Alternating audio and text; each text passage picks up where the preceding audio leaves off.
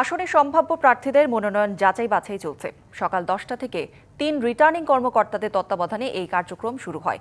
যাচাই বাছাইয়ে আলোচিত প্রার্থীদের মধ্যে মনোনয়ন বাতিল হয়েছে সাবেক এনসিপির নেত্রী ও ঢাকা 9 আসনের স্বতন্ত্র প্রার্থী তাসনিম জারার। তাৎক্ষণিক এক প্রতিক্রিয়ায় তিনি আপিল করার কথা জানিয়েছেন। বাতিল হয়েছে ঢাকা 15 আসনে সিপিবির আহমদ সাজেদুল হক রুবেলের মনোনয়নপত্র। এই আসনে জামায়াতে ইসলামী আমির শফিকুর রহমান ও বিএনপির শফিকুল ইসলাম খান মিল্টনের মনোনয়নপত্র বৈধ ঘোষণা করা হয়েছে। ঢাকা 13 আসনের 11 জন প্রার্থীর মধ্যে বিএনপির প্রার্থী ববি হাজ্জাজ ও খেলাফত মজলিসের মামুনুল হক সহ 6 জনের মনোনয়নপত্র বৈধ হয়েছে, আর বাতিল হয়েছে 5 জনের মনোনয়নপত্র।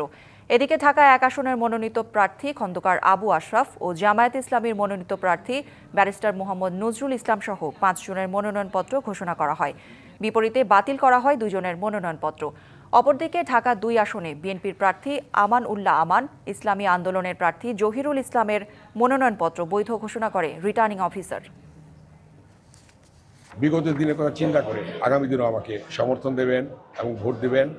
কেরানীগঞ্জের মডেল উপজেলার 7টি ইউনিয়ন এবং সাভার উপজেলার 3টি ইউনিয়ন, আমিনবাজার ভাগুরতা উপজেলার জনগণ ইনশাল্লাহ আমাকে ভোট দেবে। আমরা আপিল করব।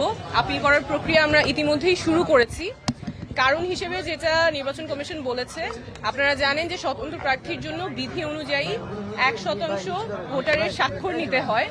সেই 1% ভোটারের সংখ্যা যা হয় তার চেয়ে আমরা বেশি স্বাক্ষর সাবমিট করেছি, প্রায় 200-র মতো বেশি ছিল।